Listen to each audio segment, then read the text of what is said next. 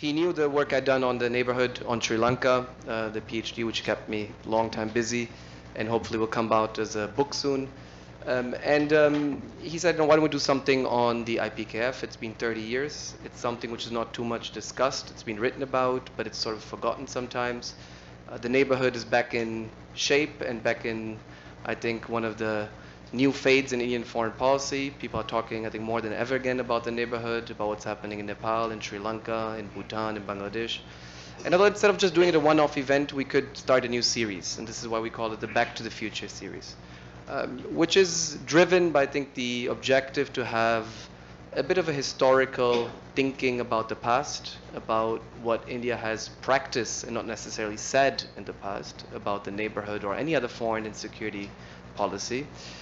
Revisit those issues not only from the vantage point of the younger people, but from the people who were deeply involved in the decision-making process. I think there's often temptation in hindsight to simplify things, to explain them away as mistakes or successes. And rather than going into these sort of very superficial explanations, we thought it would be very interesting to get the people who were involved in the decision-making process back into the same room and try to have a conversation revisiting those crucial moments in India's foreign and security policy. So this is the first of hopefully a long series. We started with this one here today, but the idea is to continue maybe on other issues on which we commemorate an anniversary. I think this year we have also the 20th anniversary of the Kargil War, the 20th anniversary of a hijacking of the IC plane in Kandahar in Afghanistan. So maybe those are two other issues we're going to revisit later on. But it's important that we're not just simply revisiting the issue and retelling the story. I think it's very important that we look at the past and also draw the right lessons, discuss what can be learned from those past policies, and how these issues remain relevant today, instead of constantly reinventing the wheel of policy making and saying everything's new, everything's happening for the first time. Look at the past and in certain ways inform our future practice. And this is particularly important because I see we have a very nice mix of younger and not so young people in the room today. And it's very important, I think, for us younger people to understand the past in order to also practice or analyze better in the future. There's many ways you can do this. We can do it, for example, through archival research. I was lucky to go into the archives and access many of the files which have been declassified for the first time in the 1950s and 60s on India's neighborhood policy, but it stops really there in the 1960s. There's very little you find of relevance post-70s in Indian foreign policy if you want to do any archival research. You can do interviews. Of course, you rely on the testimonies of people who are involved. You can do some type of data-oriented research, but this certainly, so the oral history dimension is key to the reconstruction of the past. So just to quickly warm up things on the IPKF, before I pass on the word to Ambassador Menon, and then we go to the panel. I'll come to the structure of the event in a second, but just to warm up things and explain, I think, to get history, the history of history out of the way. So we're discussing today the actual Indian Peacekeeping Force in Sri Lanka from 1987 to 1990, but there's a history and a reasoning of why that peacekeeping force was deployed to Sri Lanka. And in my research over the last 6-7 years, I came across different archival materials, oral histories, memoirs, etc. But I think there's no other better piece that really sums up the logic of why India got involved into Sri Lanka, why it stayed there for so long, for 3 years, despite repeated failures, and why it opted out in 1990. And there's no better piece than Jane Dixit's lecture he gave at USI, United Service Institute here in Delhi in, I think, March '89. So I invite you just quickly to run through his logic. It's a short lecture, but in which he really sets out, I think, what the gist of that operation was. So it's in March 1089, he's speaking at USI here in Delhi, saying the rise of Tamil militancy in Sri Lanka was the result of a systematic, orchestrated and deliberate discrimination against the minority in Sri Lankan society by its majority. Had Sri Lanka been 15,000 miles away with seas in between, say like Fiji, perhaps our involvement could have been less, but it is not. There's just 18 miles of water between us, and that is also very shallow. Conflict resolution is a key interest of Indian foreign policy. The IPKF was in the interest to preserve our own unity in India. to ensure the success of a very difficult experiment here in India. Our effort and experiment has been to build a society which rejected the theory that the territorial nation states does always have to depend on a single language and religion. That thesis we have rejected in India, and by showing this, an integrated nation can be created based on the principle of secularism, rational precepts of political and social organizations. So there's also a strong liberal story of why India in the first place got involved in Sri Lanka. Finally, in terms of the effects of what's happening in Sri Lanka, he's saying any instability in Sri Lanka could have ripple effect on our polity and disintegrate us.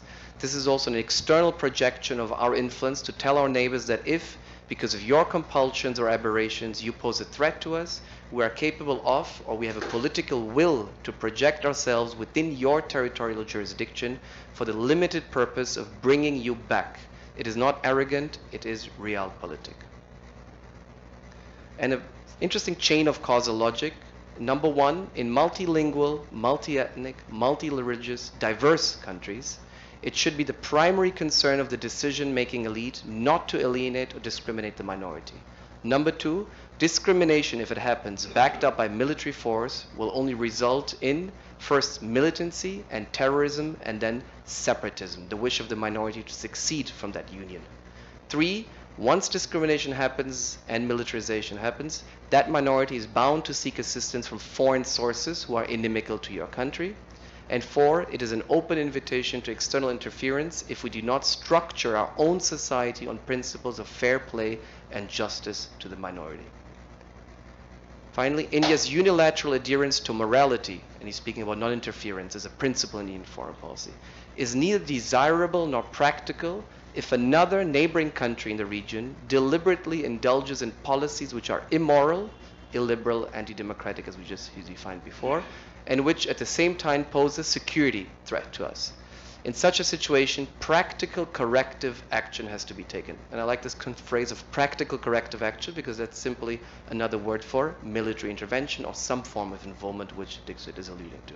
So I'll leave it at here. What we'll do today is I'll invite Ambassador Shivshankar Menon, who we're proud to have as our distinguished fellow here at Brookings India, to structure a bit, or to give a bit of structure to this event and to explain a bit beyond the nitty-gritty of the IPKF why this all matters. Then we'll have the panel discussion with the four speakers, which I'll introduce in a second. And then we'll have a Q&A and a discussion, followed up by closing comments by Ambassador Shivshankar Menon. Please, sir.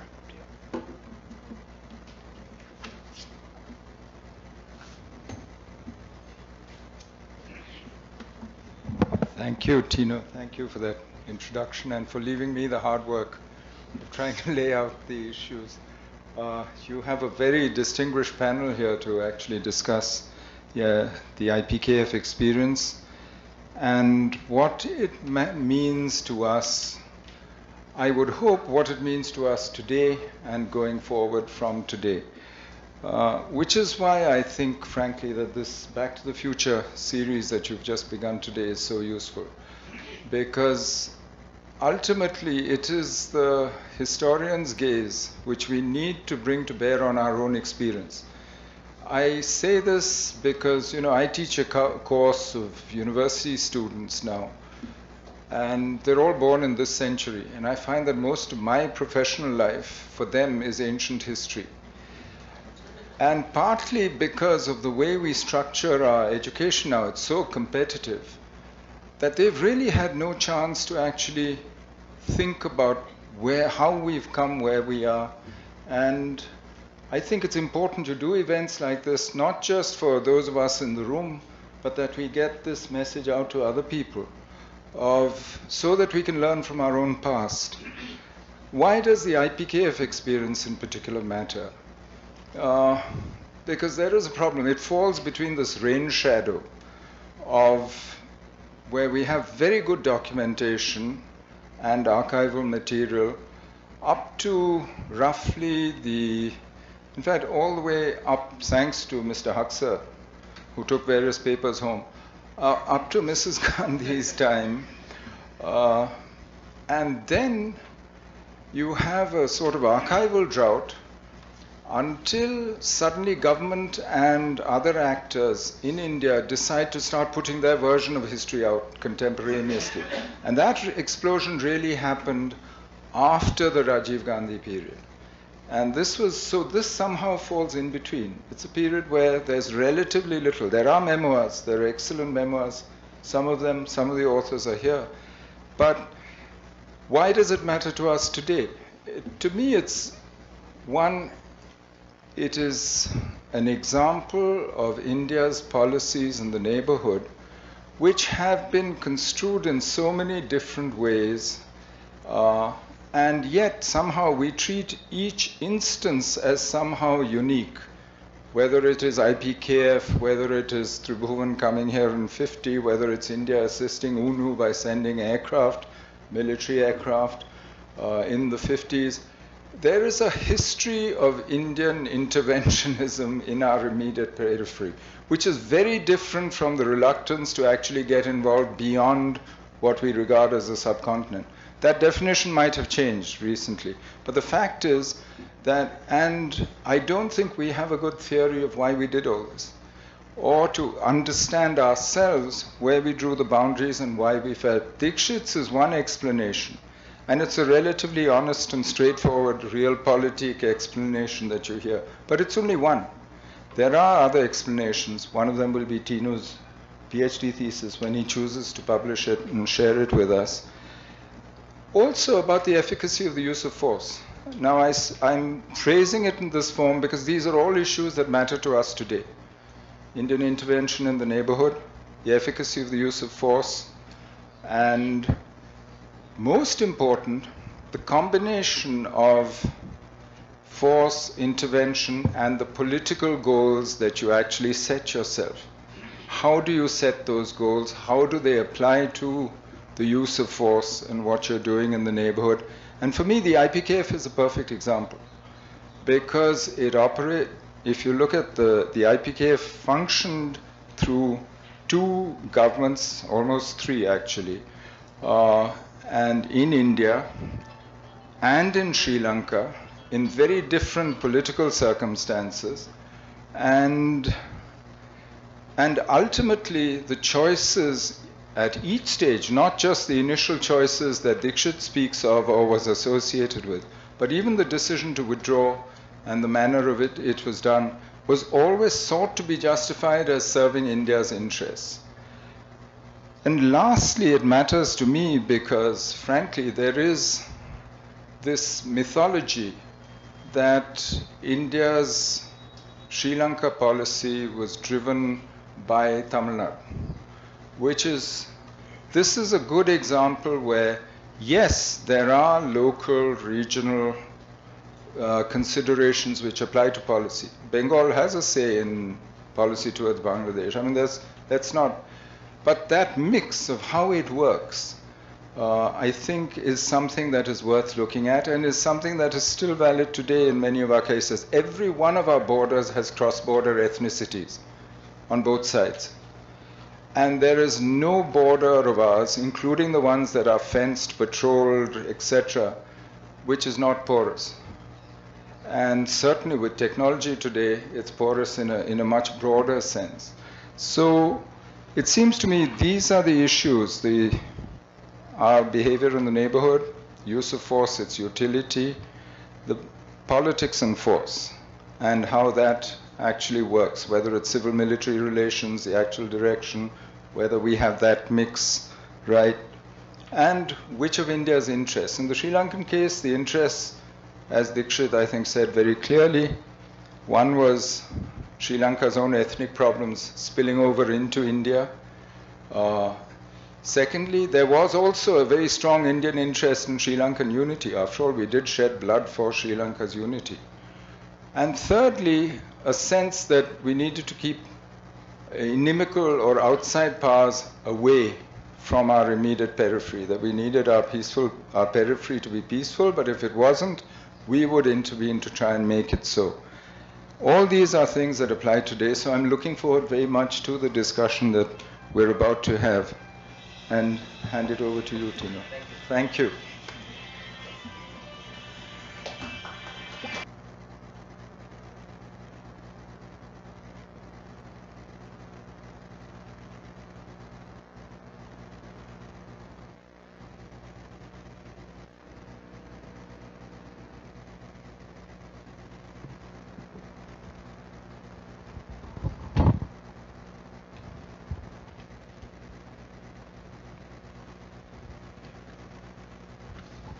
was looking for the eminent bios of our speakers, which are crucial before we go into. And let me start by saying that it started by Ambassador Teresita Schaffer, who actually used to be a fellow at Brookings in Washington, D.C., telling us she will be in town this month.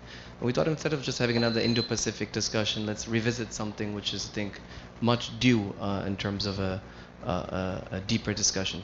So let me just quickly introduce the panelists and the decision makers and the people who were involved in all of this. To my left, General Amarjit Singh Kalkat. He was the Army Commander and the Commander of the Indian Peacekeeping Force in Sri Lanka. He was commissioned the infantry, 8 Gorkha Rifles in 1955. He retired in December 93 as Army Commander of Southern Command. And prior to that, he was the Army Commander of the Army Training Command that he raised. He's a graduate of the Australian Army Staff College. Some other appointments held by him were Commander of the Indian Peacekeeping Force from December 87 to March 1990, Director General Defense Planning Staff, Ministry of Defense, Corps Commander of a Strike Corps, Division Commander of a Mountain Division, Brigade Commander in Desert Sector, Battalion Commander in J&K, GSO 1 Cabinet Secretary in the Military Wing, and Directing Staff at the the Defense Services Staff College in Wellington. Among his many awards is the rare Sarvotam Yudh Seva Medal in 1988, the country's highest award for leadership in command in war and conflict, which was given to him for the IPKF experience. Then to my further left is Ambassador Teresita Schaffer. She was at the time, from 89 onwards, U.S. Deputy Assistant Secretary of State for South Asia from 89 to 92. In her 30-year career in the U.S. Foreign Service, Ambassador Schaffer was recognized as one of the State Department's leading experts on South Asia, where she spent a total of 11 years in South Asia.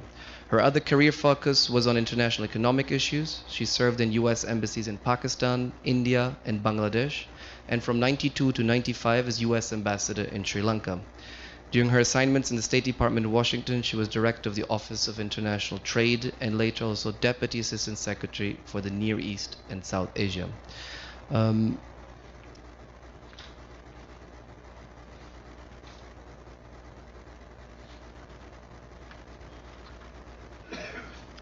Ambassador Lakhanlal Mehrotra, third to my left. He was High Commissioner of India to Sri Lanka between April 89, I think, and 1990. Ambassador joined the Ministry of External Affairs in 1958. He has been the Indian ambassador to Argentina, Uruguay, and Paraguay between 82 and 85, and Yugoslavia in 1986, after which he was posted in Sri Lanka, where he served as the Indian High Commissioner from April 89 to June 1990. He served as a special representative in Cambodia of the UN Secretary General in the 1990s, and from 92 to 2002, he was the director of the Transitional Administration of the United Nations in Timor-Leste at Jakarta.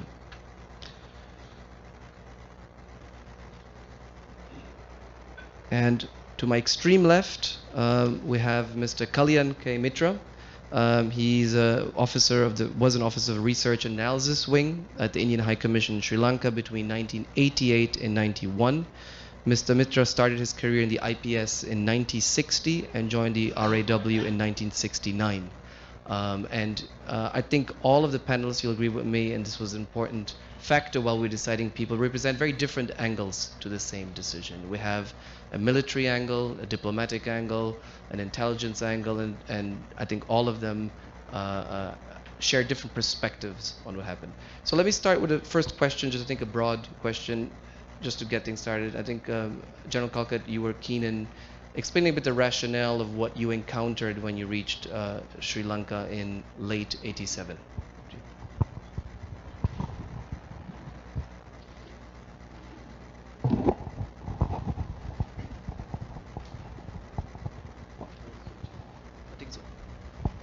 Hello.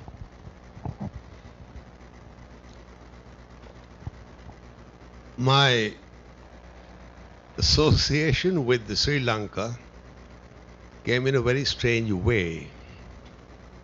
I was 7,000 miles away in London on the faculty of IISS, that's the International Institute for Strategic Studies, when I got a call from Delhi the military advisor, the Nambiar, General Nambiar, rang me up and said, "There's a call for you. Will you please come and talk to them over my phone?" So I went to the High Commission and I rang up, and it was the Army Chief of Staff wanted to speak to me. So I was put through, and he said, "When are you finishing?" I said, "Sir, a month and a half more to go." That's a 1 year sabbatical I had taken to be on the faculty there. So he said, "Well, we need you." I said, "When do you want me, sir?" And as it was typical of him, like yesterday. So I actually closed my bags and terminated before 1 year.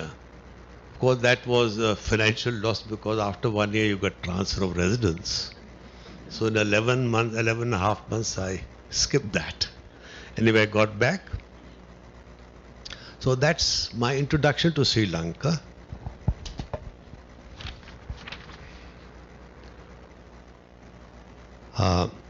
In July 19, I'll give a small prologue of about 3-4 minutes, and then the rest we'll bring out in the discussion, because I think Dr. Zev is interested more in what lessons we've learned which may guide us in the future. So this is just a prologue.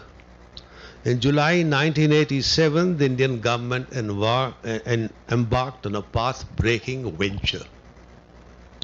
Forced projection to intervene in Sri Lanka civil war between the Sinhalese predominant government and the discriminated Tamils of Sri Lanka. It was a novel foreign policy initiative by the Indian government and the first of its kind. The instrument for this was the Indo-Sri Lanka Accord of 1987, which was painstakingly inveigled by the MEA, that's the Foreign Ministry, with Sri Lanka. Inveigled is a better word for arms twisting, I think.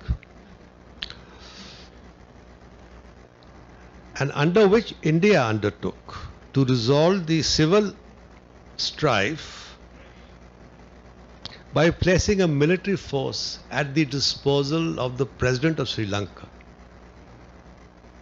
for ensuring the necessary political dispensation for the Tamil demands. The accord was applauded by the US Joint House of Congress when the Indian Prime Minister addressed it shortly thereafter. A copy of the accord was placed on the floor of the United Nations. After much to and froing, the IPKF was finally assigned the mission to conduct military operations in the Tamil predominant northern and eastern province. You can see them on the map, the northern eastern. That's about 1/3 of Sri Lanka, by the way.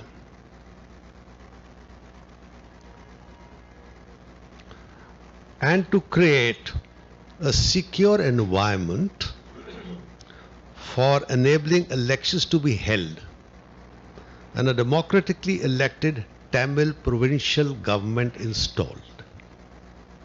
That was the mission assigned to me. Now, this was a prerequisite for the grant of constitutional dispensation by Sri Lanka to the Tamils. Later on called the 13th Amendment, for those who know. The Ministry of External Affairs, our foreign ministry, had staffed the High Commission in Colombo with its best and brightest. The High Commissioner, Mr. Dixit, was a seasoned diplomat, later to become India's Foreign Secretary and subsequently the National Security Advisor.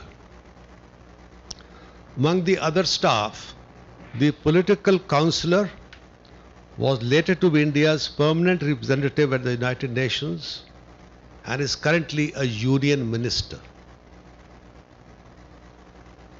The first secretary, Mr. Jaishankar, also later became a highly regarded foreign secretary. It was clear that the MEA The proponents of the initiative were taking no chances and had put in place a powerful organization. In the Prime Minister's office, they had another one of their best, Mr. Ronan Sen, later to be a highly successful Indian ambassador to the United Nations.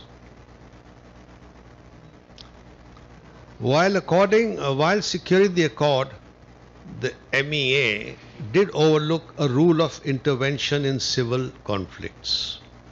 More about it later when we discuss the lessons learned. Here I will just sign off at this stage with a small epilogue.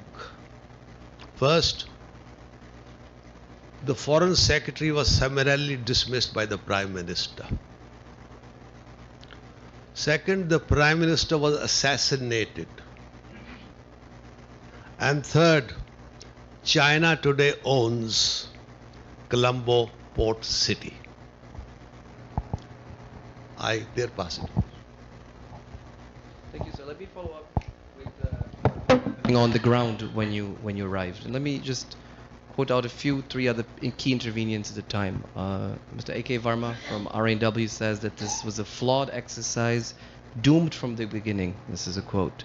And quote again, Prabhakaran's heart was not in it. He says the RNW was against the IPKF. The Indian intelligence, I quote, had misgivings about this agreement and had advised against the induction of the Indian military in Sri Lanka. He says the decision to opt, quote, for a military operation against the LTTE was based on the army assessment that the IPKF would take no more than a week to drive the LTTE to its knees. Indian intelligence was not aware how this assessment had been arrived at by the Indian army. Unfortunately, this assessment was not subjected to any deeper scrutiny and became the basis for Indian army operations against the LTTE. Subsequent events proved that the so-called assessment was just wishful thinking.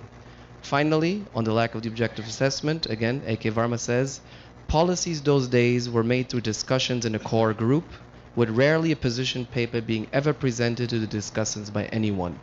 No minutes were ever recorded and circulated after discussions, which were often attended by bureaucratic overlords whose sole qualification for inclusion in the core group was their overlordship, not expertise, knowledge, or understanding of the issue at stake. General Kalkan, my question is, and you've shared this with me in your interviews, there was a lack of preparedness as you joined a few months later. You were not the first Lieutenant Commandant. Did you feel this on the ground? How does this hinder your mission? And were you clear about the mission you had in terms of the military forces you're commanding in Sri Lanka? Actually, that is precisely why I said after much to and froing, the mission finally is signed, because when I went there first, there was just a division there under General Hakirat Singh, who's written a book, and he was told he's going there to accept the arms being surrendered by the by the LTT or the Tamil militants. So they went there with all the pomp and show of the Indian Army going, and they did accept some arms, which were all rusted barrels, and they also accepted a token surrender by Mr. Prabhakaran of his pistol, which of course had a firing pin missing, by the way. It was already a discarded pistol. So that was the situation when I took over. Now therefore, it was obvious to the government at that stage, that's when I was called in from UK, that this is not a piece of cake as some people thought. It's going to be a long drawn out affair. How large it wasn't, they weren't sure, but they knew it's going to be much larger than the force which was already there. And ultimately, as you know, it turned out to be 5 divisions, out of which in one division we did not induct the divisional headquarters, but the brigades were taken in. That was, we were concerned about Pakistan was hotting up, so didn't want them to get to know that 5 divisions were out, so we just showed 4 divisions. So we left the headquarters of the 5th division out, but took in the rest of the paraphernalia. So that was the state. They were totally unprepared. The first map I had on which to plan was a tourist map issued by the British Information Office in Delhi. Now that was the state of preparedness. Secondly,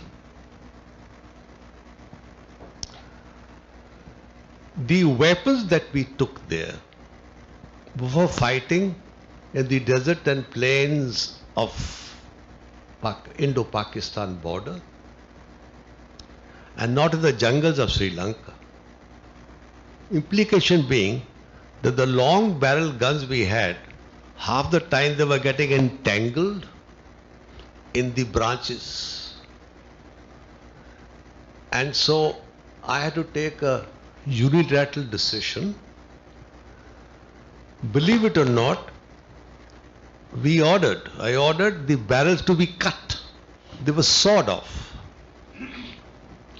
And then I howled for more weapons, and the Prime Minister then ordered the RNAW to buy AK-47s, which were flown in to Trincomalee and then distributed to my soldiers.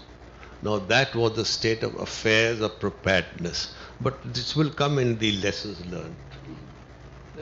Maybe since you spoke about the RNW, Mr. Mitra, a good time to bring you in. And let's stay with AK Varma. 88, for example, you have the RNW taking the lead in establishing contacts between the Tigers and Jayawardena, the president. And taking a new attempt, it was an annual attempt, but in April 88, there's a new attempt. And AK Varma actually visits Colombo in 28 April 88, so this is a year and a half into the beginning of the IPKF, almost 2 years. He meets various people, the president, various director generals of internal security, intelligence, etc. Dixit doesn't even know that he was in town. So in many ways, Dixit at some point says that Jayawardena asked him, how many policies do you have in India towards Sri Lanka? Is this something you felt on the ground, that there were people working across purposes across the Indian state? And not only your case of RNW. I have many examples of the IB, for example, and the Tamil Nadu government refusing to hand over intelligence, sharing it whether with military intelligence, the IB and REW. Is this something that you felt on the ground, that there were various policies which were not often streamlined or coordinated? Please. Can I make my presentation first? Please. You have your mic there, sir.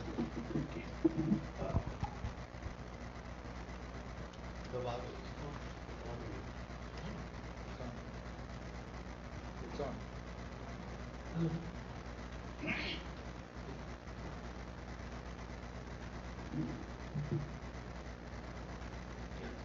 Hello. I have my training and temperament from the background also. Incidentally, today my voice is not perfect, and I think I have been singing too much on the toilet. So please excuse me, and still I agreed to come. Now, I will first make a few points. Then you can ask questions about this. Everybody knows the dates. IPKF induction and General Harkar came. Under what circumstances we went there. But I will tell you how I went there first and why I went there. I went to Sri Lanka in August 1988 and remained there till the end of 1991. Mani Dixit, whom I know from my Bangladesh days, he left Colombo in April 1989. I was a reluctant entrant to these Sri Lankan affairs because I didn't know much about the country. I never had to, because my area of expertise in my office was international communism and China. And it still remains my primary passion. However, my chief, Mr. A.K. Varma, was very keen that I should go to Sri Lanka with certain briefs. But I was reluctant. However, unknown to me, and with a big surprise, one day Mr. Rajiv Gandhi was summoned to our office and I had to meet him. I did not know that Rajiv Gandhi ji was coming. So the PM, I don't know how many of you personally met him. Apart from his fantastic looks, he had a fantastic way of talking to people. Now he was sitting like this, not like a prime minister with a legs crossed, with two hands on his thigh. And he said, I am quoting. He said, Mitra ji, I have been told all about you, and I am very happy to know that you are going to Sri Lanka, where you need to monitor day-to-day developments and ensure that the political leadership there eventually works in our favor. My task was to remain in touch with the non-militant Tamil political leaders such as Mr. Amritalingam and his compatriots of the TULF, as well as all those former militant groups which had given up militancy, like we all know that the EPRLF, the Plot, the EROS and the ENDLF. I had also to remain in touch with Mr. Thondoman of the Ceylon Workers' Congress, who led the Indian Tamils of upcountry origin. I had a very special brief, other than what I mentioned just now, that had something to do about the future political leadership of that country. I need not and would not discuss that matter, as it is irrelevant for today's meeting and discussions. Now about the IPKF's involvement, as I saw it. I agree with what Mani wrote in his book, Assignment Colombo. And I know it for a fact that General Sundarji, the then army chief, said that eventually if LTT went back on the agreement and decided to take on India and Sri Lanka, the Indian army would be able to neutralize them within a couple of weeks. He did say that. I must mention that during my briefing, it's very important to note this. Prior to my joining at Colombo, I was told by my chief that in all probability, if LTT went back, it could be a very long haul and we should have no illusion on that score. So it is not that RAW thought everything will be over soon.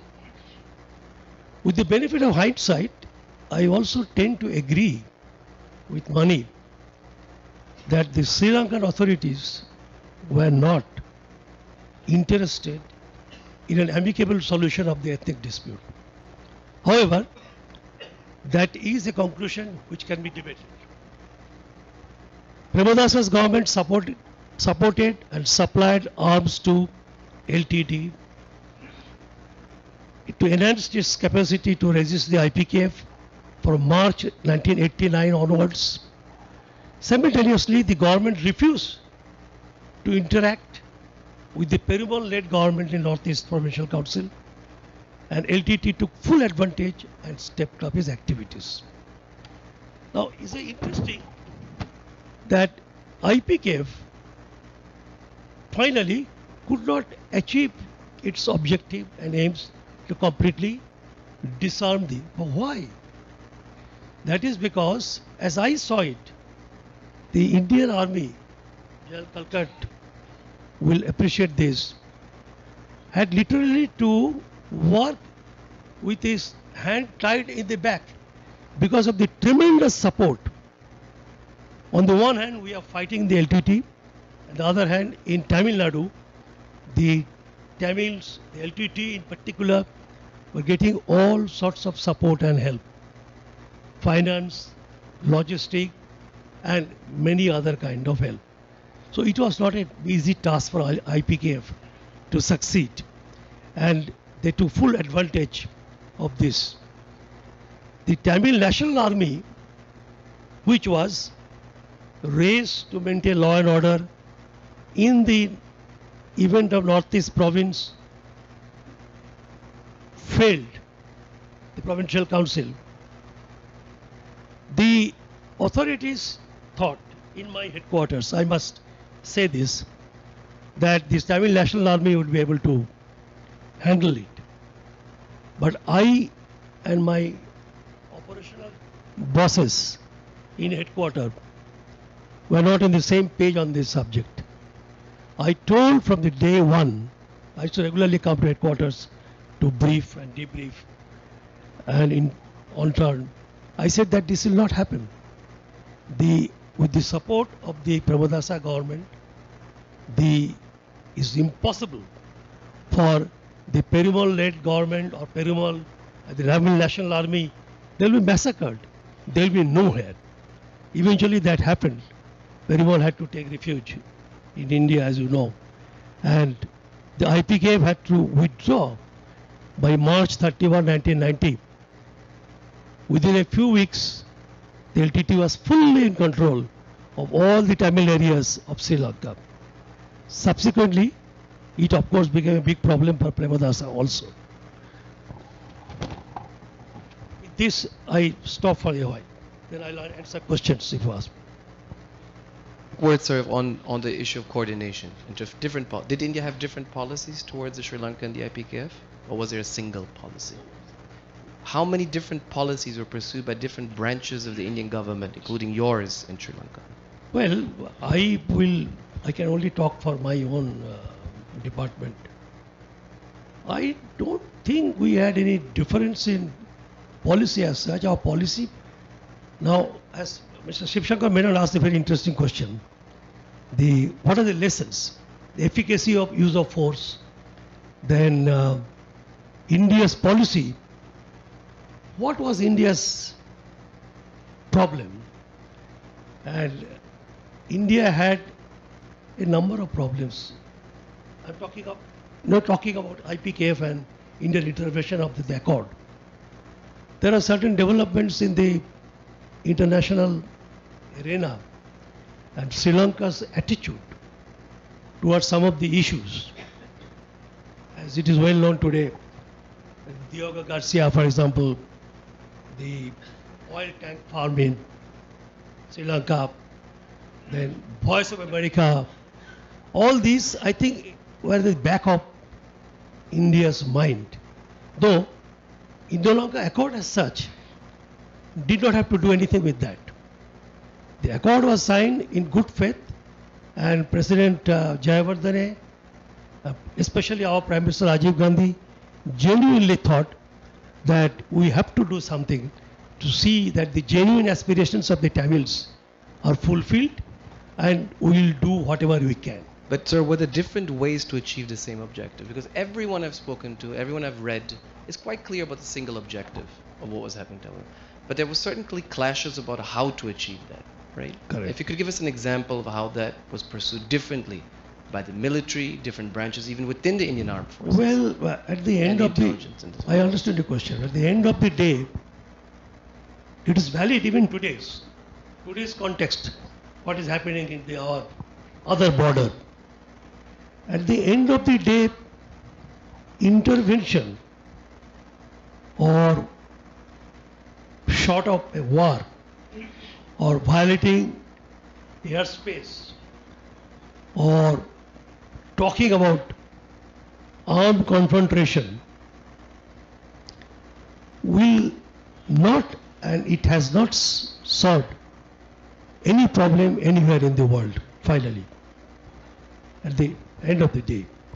So, whether we should, in similar situation, intervene militarily or not, is a question that is still being debated, and my personal view not necessarily my organization's view, is that we should avoid it to the extent possible. Ambassador Mehrotra, President Premadasa was mentioned. This was someone you were deeply in contact with when you arrived in April '89. It was a very difficult situation when you arrived in Sri Lanka. Very, I must say, almost ungrateful task, because it was a mess. It had been a mess for 2 years. There were elections coming up in India. And let me just read out of your counterpart here actually in Delhi, Stanley Kampage, who was the High Commissioner of Sri Lanka here in Delhi between actually May '89, just a month after you took over in Colombo. He took over as Sri Lanka's envoy here in Delhi. And in his book Mission to India, he mentions that the context in '89 in which you sort of worked in was based on 4 factors. He says Sri Lanka, this is himself speaking about his own government, was in a confrontational approach, seeking to humiliate India for its domestic purposes, unfair after all the efforts and lives lost there by India, and therefore was not acceptable. This is him in hindsight saying, assessing Premadasa's policies. Number 2, he's saying India could not / did not want to withdraw without devolution and the '87 agreement objectives achieved in practice in order to abide by its own obligations to all treaty parties, in plural, including the Tamils. 3, it was an election year in India, and the Indian government, including Prime Minister Rajiv Gandhi, could not lose face in an issue with high political salience, especially in Tamil Nadu. 4, there were operational difficulties which were very genuine on the Indian side, he says, to withdraw all men and equipment in less than 7-8 months. At some point, as we'll come to in a second, in the July crisis, at a request within a few weeks. How did you manage such a difficult environment? How did you streamline all these different policies to come to a conclusion of this IPKF within 10 months of you arriving? Microphone.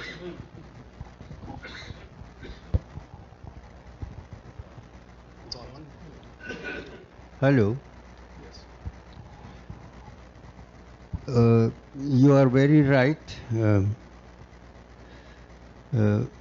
I was dragged out of Yugoslavia at a week's notice. The call from Foreign Secretary S.K. Singh made it very clear that this was an emergency appointment. He knew the context much better than I did. That you must deem it as a privilege because we are sending you to the most difficult foreign service assignment ever. These were the words that were used by S.K. Singh, that the choice had been made by the Prime Minister himself. I was a little surprised by it because my only contact with the Prime Minister was during his visit to Yugoslavia a year ago. I think he made his assessment of my abilities at that time. And I was told, leave everything and come and report straight to Colombo. I said, what about my credentials? They said, as a special case, we are flying them out. And they came. Nikhil brought them by a special military plane for me to hand them over to the President 2 days later.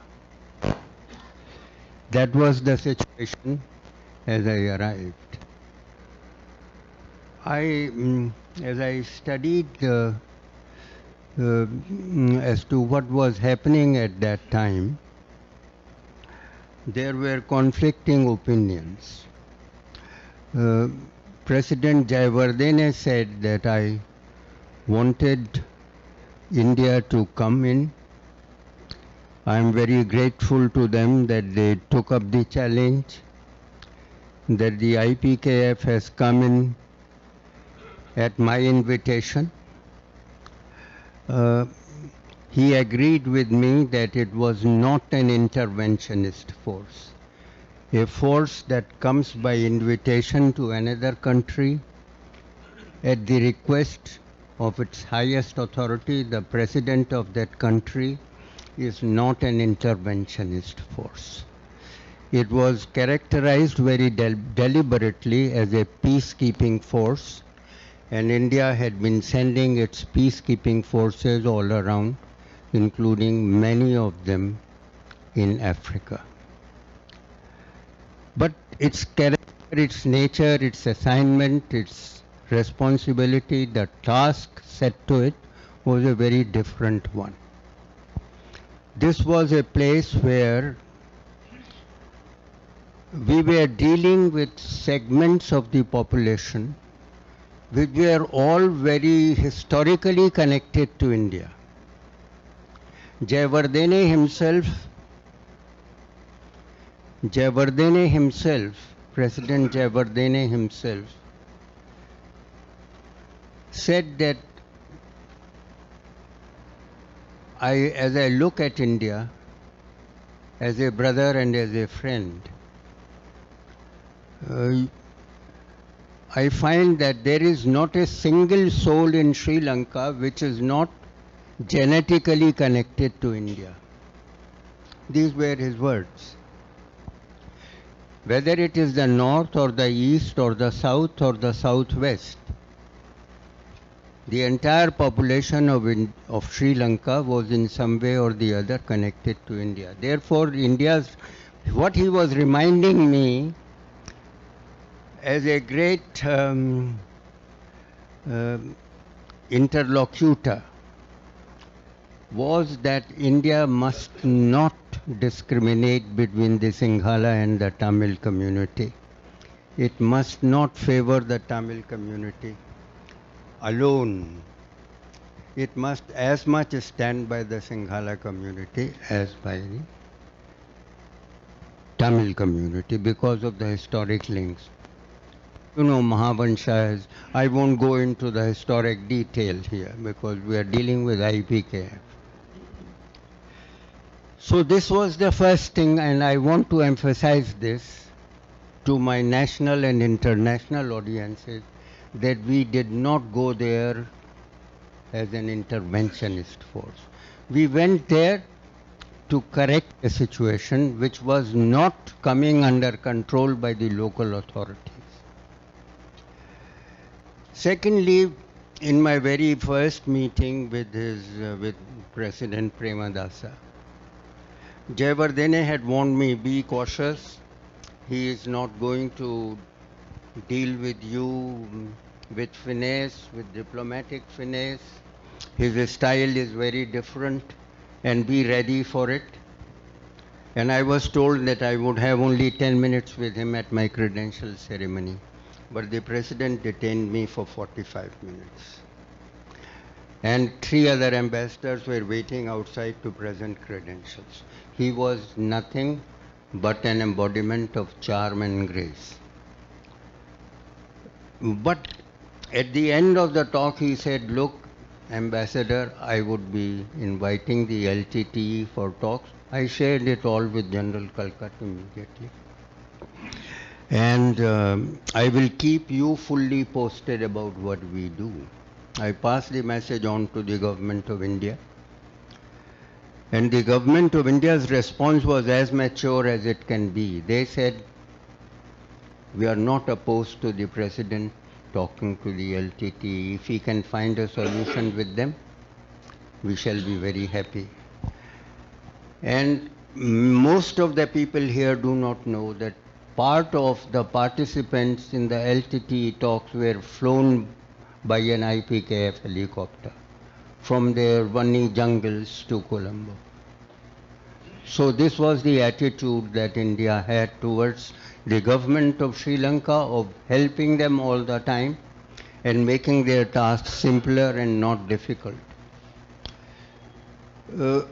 Next, the President, as per his normal routine, called me at 6:30 in the morning, can you see me in half an hour's time? I was there with him at 7 o'clock. He said, I want to open talks with JVP also because his life was becoming very difficult. And I want to explain to you my attitude towards the IPKF. I listened to him very carefully, and I would very honestly, earnestly tell you as to what he said. Not that I would not contradict him, but I must give you his point of view at that point of time. First, he said that I personally feel that IPKF had come in for a week's time. They have been here for more than a year. They will complete 2 years in 6 months' time, in 3 months' time. And I have a feeling that if they go back, it would be simpler for me to resolve matters with the LTT and JVP. The second point he made was that he earnestly feels that this is an internal affair of Sri Lanka and that India should not care to help us in its solution. The third point, he said that I would want them to leave as quickly as possible, and I'm pondering over the date when they should leave. I reminded him that our IPKF was there to help you. It was there at your invitation. The invitation given by the President is not the invitation that you would not honor. And three, that my brief in Delhi as I came in, both from the Prime Minister and the Chief of Staff, Army Staff, and the Vice Chief of Army Staff, was that they had already a plan in their hand, and they showed me a plan of the de-induction of IPKF. Lieutenant General Rodriguez told me that the first contingent of the IPKF had already been withdrawn, some 6,000 people, if I am right, I don't remember the figure exactly, and they were withdrawn as soon as President Premadasa had taken over, because Premadasa had campaigned during his campaign for election that his first job would be to take the IPKF out. He had campaigned against the presence of IPKF openly. It wasn't. He was by the fact that the 1987, that is the next point he made, the 1987 agreement was signed at his back. He was touring in Japan when the agreement was signed. I said, Excellency, this is your internal matter. I have nothing to do with it. But I know that Delhi wants a solution. It does not want to make your life more difficult. They are ready to withdraw, but they have only one condition, that the devolution package that you have, that has been signed as part of the 1987 July agreement, the peace accord, must be implemented before that. So I reminded him.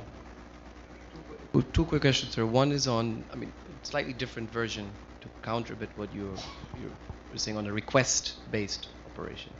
The fact is that June 87, the aircraft, the humanitarian relief operation, dropping relief on Jaffna, was seen in Sri Lanka as a very clear signal of a red line that had been passed.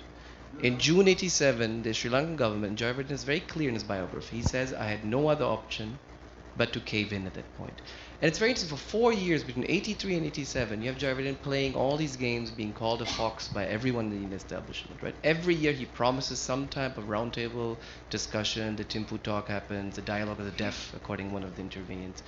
But in the end, in 87, what really was the tipping point was the airdrop of reliefs in 87, which was a violation of the sovereign airspace of Sri Lanka.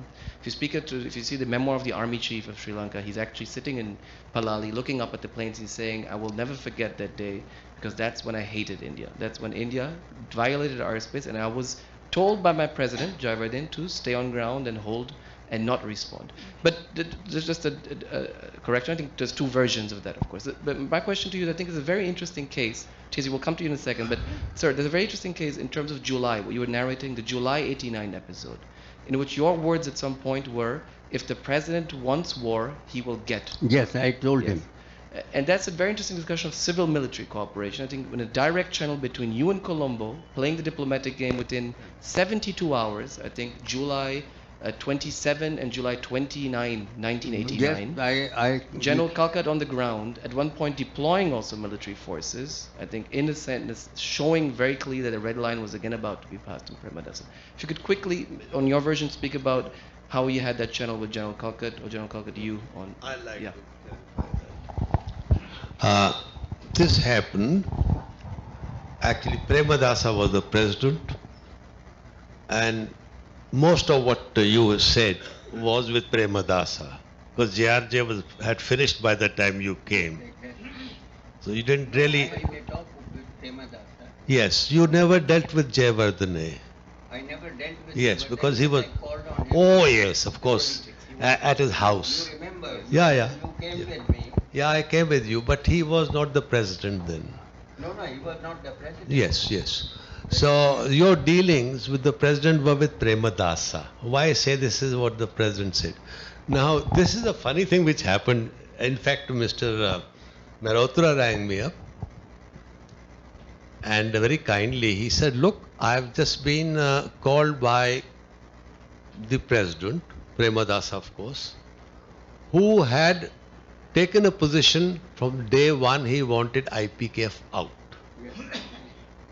Absolutely. And so Mr. Mehrotra was trying to his very best to placate his feelings, but to whatever level and extent he could. And in a way, as Mr. Mehrotra did tell me, that he had developed a kind of a reasonably good relationship with the president. A rapport, shall we say, not a relationship. Right. Well, he's a diplomat, I'm a soldier. So a rapport with the president. So he rang me, said, "K, I have just come from there, and he has shown me a letter he's sending you. And letter says that I give you 72 hours to leave total, get all soldiers off the shore of Sri Lanka, or otherwise I will declare you an army of occupation and order my forces to throw you out." And Mehrotra Sahab's word were, वो अपना special आपको call आएगा कि his president is sending a special messenger to deliver this to you. So I said, let the call come, I'm waiting for it. And sure enough, the call came from Hamilton Wanasinghe, who was the army chief of Sri Lanka, who was a friend of mine. We were good talking terms. The Vani used to call him. He said, Amar, I am coming. Will you? In fact, the call first came from the president's house to me, that the president is sending a special message for you. Will you be there to receive it? So I said, even if I am not there, I will fly there to receive it. Do send it. And then the army chief rang this up. Now, since Mr. Mehrotra had already got the details of this letter which was coming, and it was about 10 or 11, I just said, call my orders group. No, orders group is when I give an operational instruction to my divisional commanders. Get my orders group assembled, and I told my Brigadier General Staff, who was the General Staff Officer, start noting. There was a hustle bustle, and Mark Tully had just flown in. He had got to know at Colombo what was happening. So he lands up there in my headquarters, and I knew that. Incidentally, we used to also have a liaison officer of the Sri Lankan army attached with us, because we were a friendly army. So I told him, let them all be there, take down my orders. So my first order was, get ready to launch an offensive. I want my armored brigade. It was not an armored brigade, but it was a small, poor man's armored brigade. Armored regiment plus 2 mechanized battalions. Get the armored brigade ready. Get one division that was, I think Ashok Mehta's division. I want a division, one of those lined up, or forget it was the 36th division. Lined up. Then I said, of objective phase 1, Anuradpura, subsequent objectives later. Left no doubt that the next step to Anuradpura is Colombo. And then I said, if we are attacked by the Sri Lankan forces, tasks will go into operations immediately on my orders. So by the time I had finished giving the order, the liaison officer of the Sri Lankan army had disappeared. Obviously, he was quickly passing it back. Mark Tully is on his own trip. And I went to the airport, and my friend, an hour later, Vani Singhe flew in. So I said, hi Vani, what's happening, bro? No, the letter's there, but I've been told to take it back. Right? And then he said, can we talk? Sure. So we were good friends, let me say that. So we went for a walk around. He said, Vani said that my president is telling me to order my forces to attack you. Now I want your advice as an elder also. What will you do if I order them?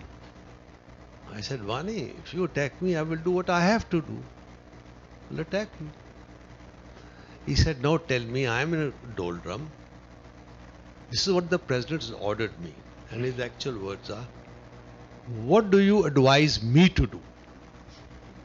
Now, I felt a little trapped. If I said, don't do it, I can be accused of trying to undermine Sri Lankan government, right? Disloyalty of his.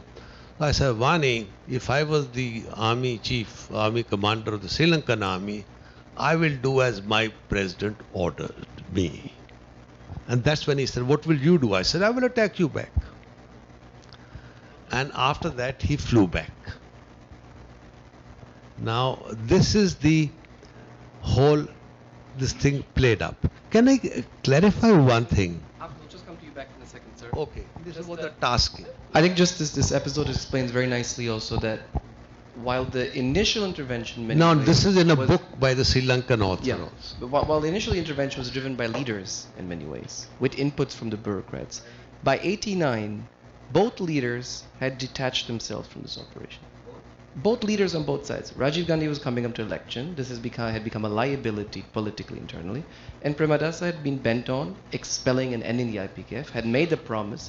So it was up to the people on the ground, the bureaucrats who are so often bypassed in many, or the soldiers who are bypassed in many decisions, who had been bypassed in many ways in the initial decision to intervene, suddenly had this sort of decision and this importance to very informally, like you said, General Kalkat, try to save the situation and then sign the agreement. I think September 89 is when the agreement is signed towards the March the induction, which gets delayed twice. Sir, we'll come back to you. Let me just get in Ambassador Schaffer. Tizzy, I think we brought you in because it's very important to get this regional and global angle in. And the US at that point as one of the two superpowers still in the late 80s, was deeply involved in the Indian Ocean, was present in various forms, was interested in developments. But let me read out one statement by Howie Schaffer, who was your husband, very much involved in this. And he says at some point that, despite repeated requests from the Sri Lankans to the Americans to get military support. From 82, you see Caspar Weinberger, several people flying into Sri Lanka. The Israelis open up an interest section in Colombo. But you have repeated requests from the Sri Lankan government for the US to support the Sri Lankan military offensives against the Tamils. And he says very clearly that we believe that the involvement of any outside power should be left to the Indians.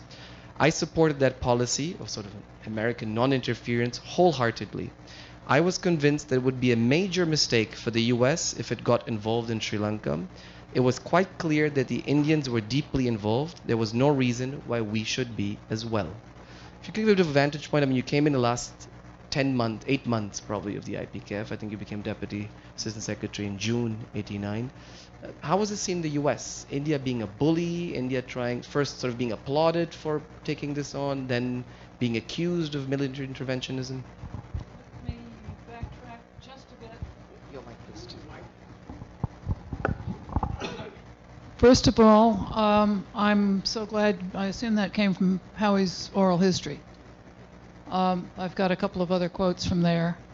But you, in inviting me here, for which I'm grateful, said that you'd invited me because I was deeply involved in policy, but in fact, policy towards Sri Lanka, I was deeply involved in only after the IPKF was there. So I have to rely on my co-author of the book that we did on India, who, alas, is no longer with us, to supply the history that I can only do vicariously. We had an interesting history with Sri Lanka, which I realize is off your topic, but I think it's relevant. U.S. and Sri Lanka relations were all tangled up with the Chinese at several points, and this goes back to the 1950s. There was a rice rubber swap deal, Sri Lankan rubber for Chinese rice, which ran afoul of U.S. legislation, the Battle Act, thereby leading us to cut off aid to Sri Lanka. Not long after that, aid had been turned back on, and then it got turned back off because the Sri Lankans nationalized some American business assets, and that fell afoul of yet another piece of American legislation. And yet, in 1971, the United States and China both did provide military assistance to Mrs. Bandaranaike's government against the first JVP uprising. This came at about the same time as the U.S. opening to China. I've been able to find no evidence that there was a conscious sort of combination of those two things. It may be that Kissinger didn't bother to put it in his memoirs. Stranger things have happened, but I offer you that for what it's worth. And that leads to my first sort of general point. U.S. relations with Sri Lanka, as with any place else, were bound up to some degree in Cold War politics. But the important part of the Cold War, as far as U.S. relations with Sri Lanka were concerned, was China, not Russia. And Sri Lanka was tied up with China and with U.S. relations with India. And during the period we've been talking about, U.S. relations with India were thin. I think that's the charitable way of putting it. As you start moving closer to the IPKF period, as far as I can determine, the main interests that the United States had in Sri Lanka during the sort of middle 80s, when Howie was a Deputy Assistant Secretary and I hadn't yet become one, was that Sri Lanka looked like it was going to turn into an economic success story. And there was something I can only describe as excitement about the fact that Sri Lanka, which had gone through this period of very severe nationalizations under Mrs. Bandaranaike, was suddenly discovering the wonders of the private sector and was actually doing quite well. And then, of course, everything fell apart in 1983. I remember sitting next to a gentleman from Motorola at a lunch hosted by then Vice President George H.W. Bush, in which the guy from Motorola told me that they had been very excited about their investment in Sri Lanka until their plant manager, who happened to be Tamil, was murdered in the middle of the street, and my board doesn't want to hear the word anymore. So the excitement about Sri Lanka's economy kind of fizzled. Investment pretty much went away.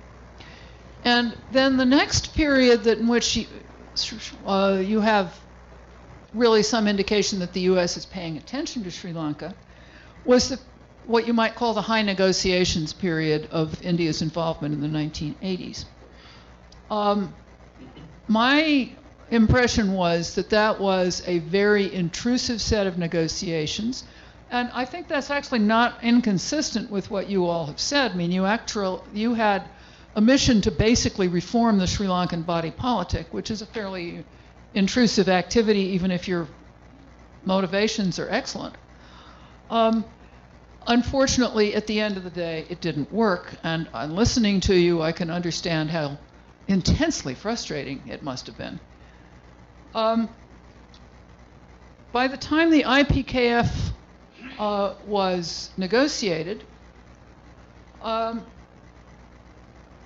Howie describes the U.S. attitude as we were observers, not doers. The U.S. government supported the IPKF agreement. Now, by that time, we were actually sitting in Bangladesh. Howie was ambassador in Bangladesh, and the Bangladeshis were watching this fairly closely. And they weren't altogether comfortable with the position the U.S. had taken. They thought this... No, President Reagan himself said that this was a very important step towards peace in South Asia. Right, well... About the agreement. General Ershad, and most particularly his opposition, weren't altogether buying that. The airdrop of food to Jaffna in 1987 was criticized by the U.S., but not particularly bitterly, and this was kind of not a big deal in our day-to-day relations with the countries involved.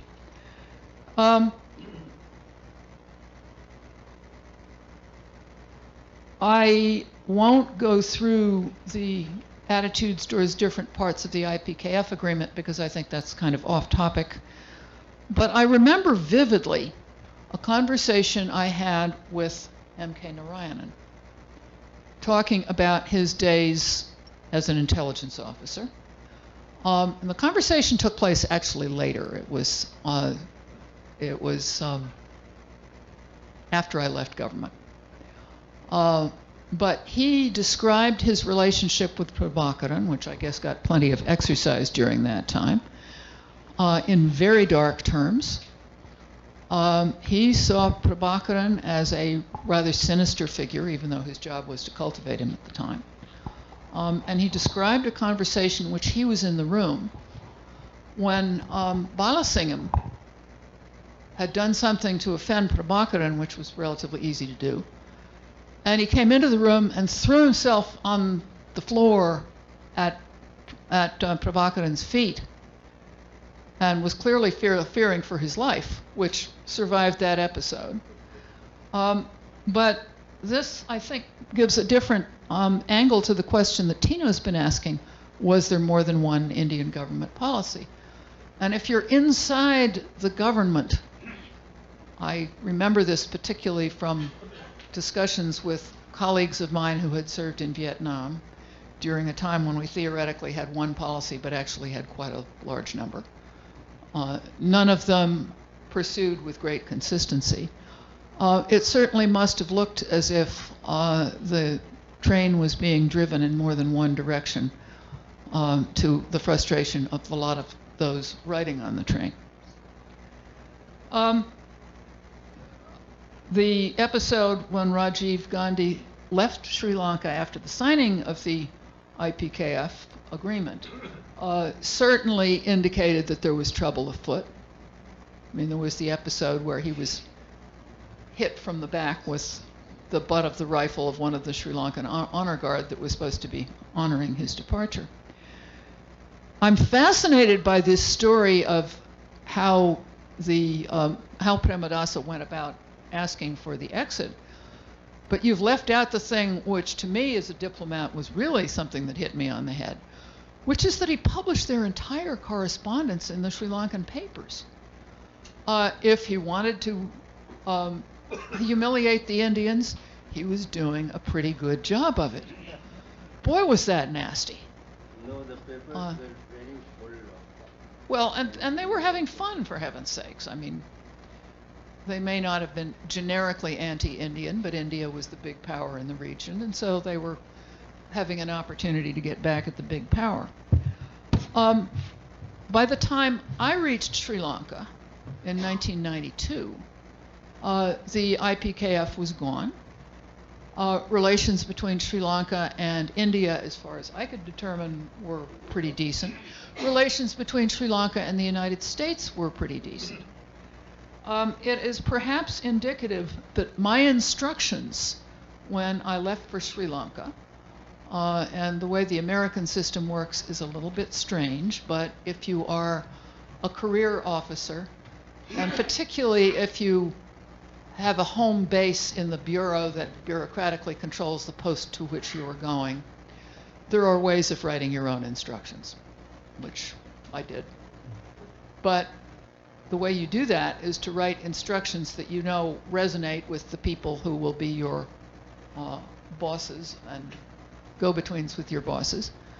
There were 3 topics on it. The one in first place was human rights. The second place was the war.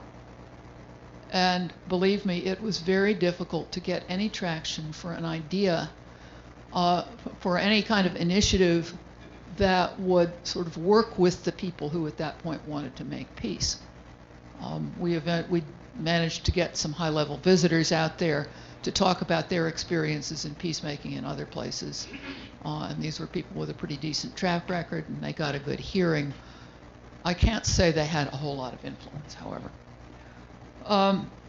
The third issue on my instruction letter was export promotion. Find me an American ambassador who hasn't been told to promote exports, and I will give you a prize. So those were the things we were trying to do. We did actually have some success on the human rights front. I think that was partly luck in the sense that the Sri Lankans had figured out that disappearing people really was not working for them, and that they had to figure out some other way of dealing with their continuing problems. We did have a long negotiation over the VOA station. Does anybody remember the VOA station? Voice of America.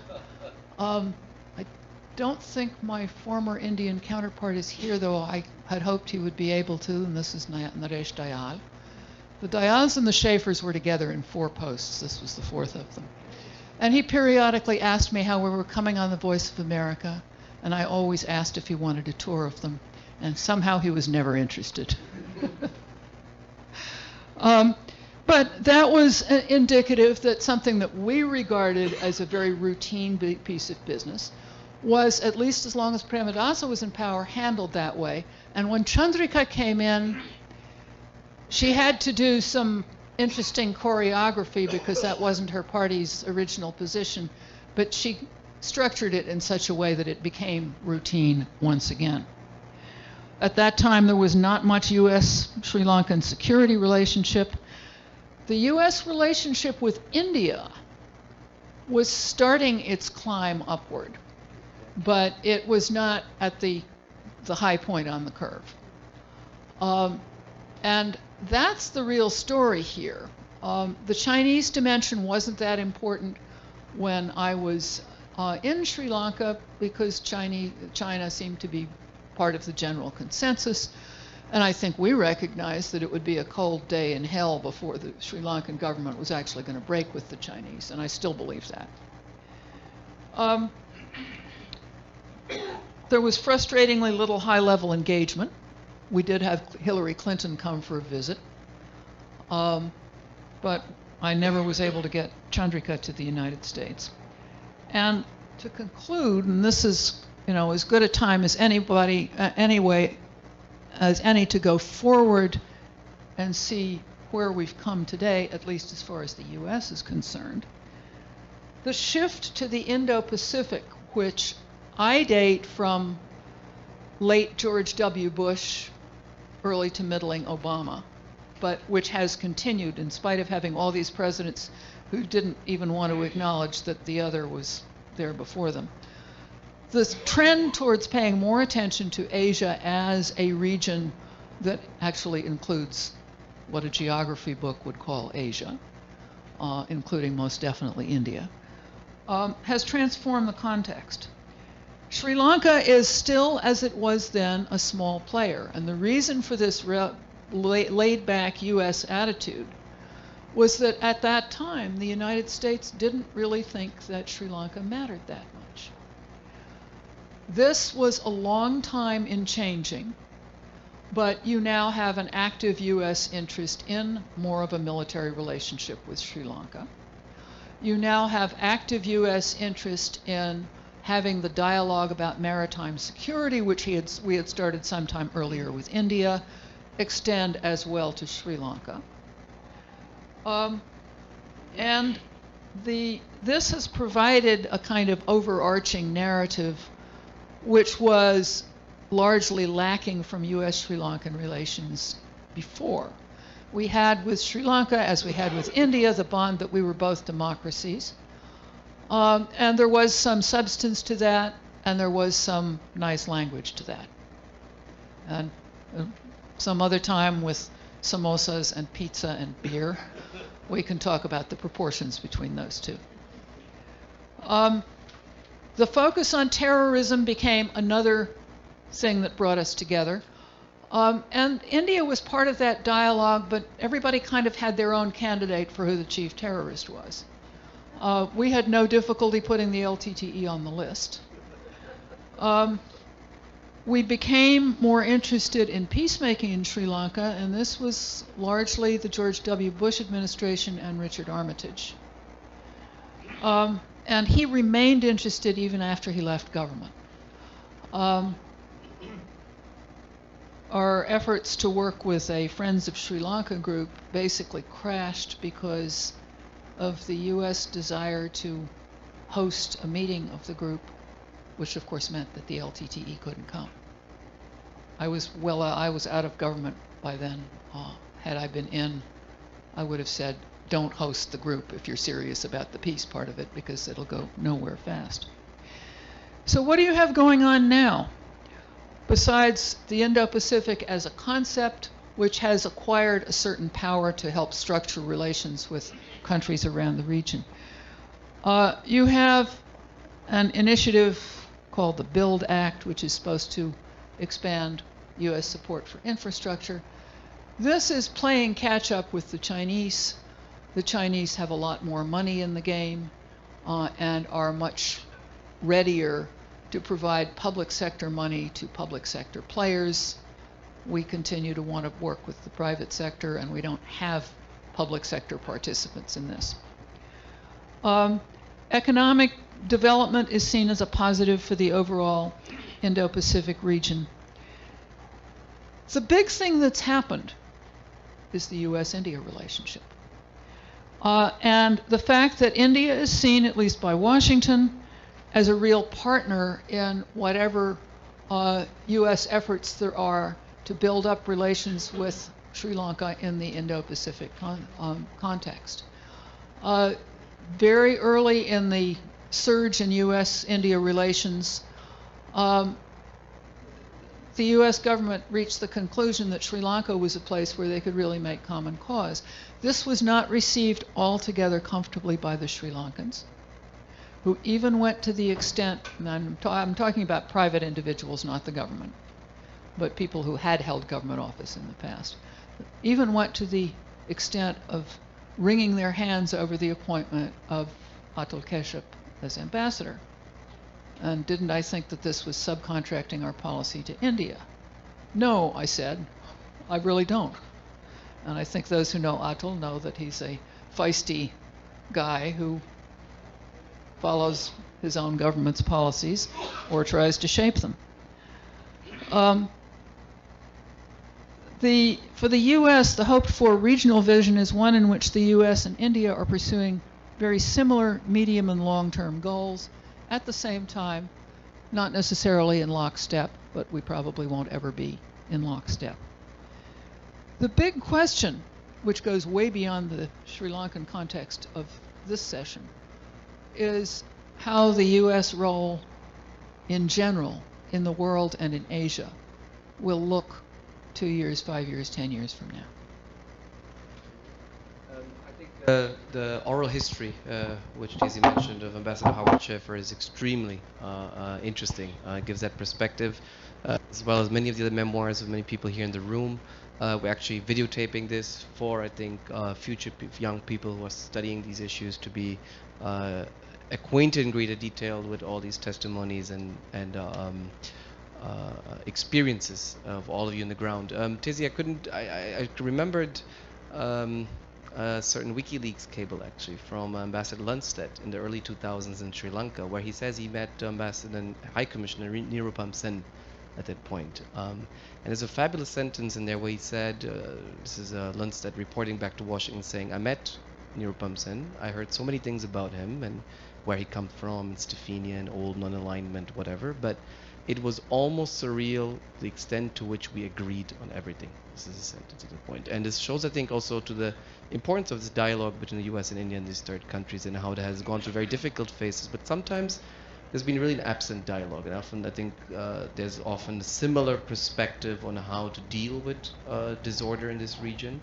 But different priorities in terms of distance and capacity. Going back to 87, and it's great that you brought all of this to the present. Yeah, we'll come to that. Yes, sir. So we'll going back to the past also. It's very interesting that you have the ambassador at that point, Ambassador Spain in 87, saying that we thought it was a good arrangement. He's talking about the 87 agreement, likely to bring about a solution to the ethnic problem. In a conversation with Mikhail Gorbachev, for example, Rajiv Gandhi's quoted to have said, this is actually in Srinath Raghavan's book, Sandeep, I think you have some role in that. We think that the Americans want to obtain a base in Trincomalee, is Rajiv Gandhi saying, speaking to Gorbachev. Want to obtain a base in Trincomalee. So far we have been able to apply sufficient pressure so that Sri Lanka does not agree to this. But in recent months, this is July 87, 3rd of July 87, literally 3 weeks before the agreement, the leadership of Sri Lanka has come closer and closer to Pakistan and the US. They may even sign treaties with these two countries. I mean, it's very interesting to go back to this. Was this just Rajiv Gandhi bluffing and exaggerating the American presence in order to get Russian support? Was he serious? I mean, the voice of America, the Trincomalee, the military assistance, which the Americans denied or not, I think is a story to be told still, needs to be told in greater detail. What we'll do now is I think General Mehta, I think you're very keen in contributing with your perspective. I think we need more voices in here. So if anyone has comments, questions, yeah, please, Susan.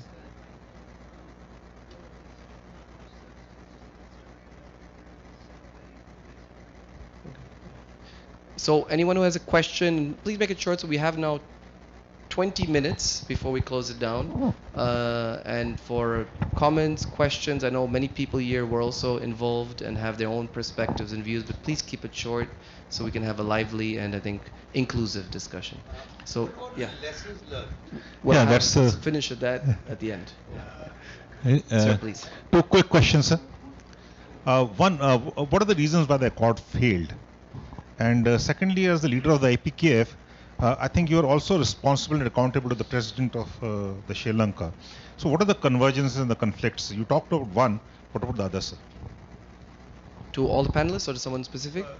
General Kakar, yes. Sir, please. Yeah, we'll take a few. Sorry, we'll come to you, General Mehta. Hello. Yeah, that's right. We'll take a few, sir, please. We'll take a few questions. That one goes to you, and then we'll. Okay. Yeah, thank you.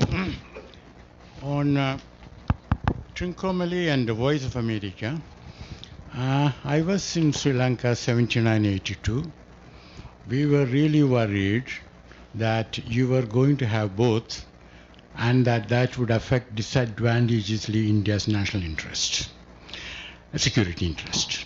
And I had a conversation with the American ambassador, and when I mentioned Trincomalee, he said, oh, we have no interest in it, we have nothing to do with it. But then I was able to show him a piece of paper which showed Trincomalee as one of the harbors where the American Navy can expect facilities. Now, coming to the larger question. If you want to show that photograph of where J. Ardene and Rajiv Gandhi signing the agreement, is it possible? Yeah, it'll come up. We can put it up, yes. Okay. Now, if you look at Narasimha Rao standing behind his Prime Minister, and if you look at his body language, you can learn a lot about what he thought about it. And as we all know, he did say in plain English, it didn't make any sense for India and Sri Lanka to agree on something, imposing a code of behavior on a third party on whom they did not have so much clout. This he had told Mani Dixit, much before. That is point number one. Point number two is that about Rajiv Gandhi. He did ask intelligent questions to the RNDW. At the last meeting, before they finalized the agreement, he asked, can you handle the LTTE? And that meeting had one from the RNDW, the chief who was retiring, and there was another who was about to become chief. And one who was about to become chief said, oh, we can handle them, they are our boys. And the one who was retiring, he had a different version. So in other words, Rajiv Gandhi took the decision based on advice which was not professional. And it was a big mistake. It's important to learn from history, but the only lesson from history which we can learn is that we never learn from history. Thank you. General Mehta, please. Hello. I'm all right then. I'm not asking a question because the question has been asked. I want to make 2 or 3 comments very briefly. My first comment is with regard to Premadasa and what the High Commissioner then was saying, that he arranged a meeting of the LTTE with Premadasa and IPKF helicopters.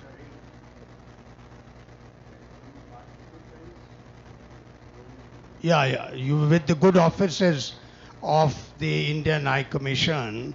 The point is, here is a man who's backstabbing the IPKF. You haven't mentioned the fact that there was this deal between Premadasa and the LTTE. Truckloads of ammunition were being passed on to the LTTE, while at the same time the IPKF was still fighting the LTTE. And everybody knew that the IPKF was fighting the LTTE to weaken its capacity.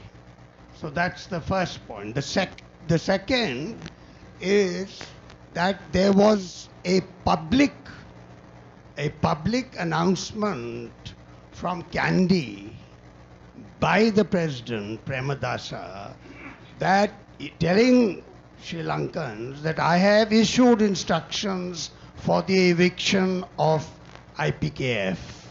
So it was known to everybody. And the third thing about Trincomalee is very much embedded in the Indo-Sri Lanka Accord. When G.L. Peris came here, when he was the foreign minister in 2009, he made a public statement here with S.M. Krishna that the Sri Lankans would be very careful about what they do about Trincomalee, who they give Trincomalee to, and then he said, you know what India will do. So he left it at that. So if the Indo-Sri Lanka Accord is still valid, if it is, that's the question to ask. Is it valid? And if it is valid, then the agreement on Trincomalee is still valid. But Sri Lankans do not, I go there twice a year, and in my conversations with Sri Lankans, they don't believe that Indo-Sri Lanka Accord is still a valid document. 1 second, sir, we'll just get 2 more questions and then we'll go around, please. Someone there? Sorry. Yeah, please.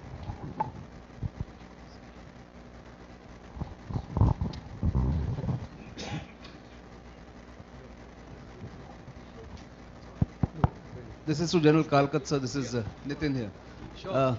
You spoke about good rapport between the IPKF and the Sri Lankan army of that time.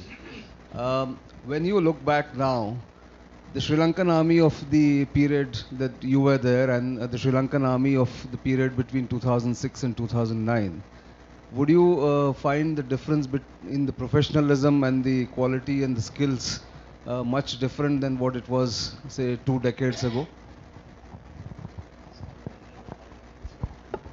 Please, sir.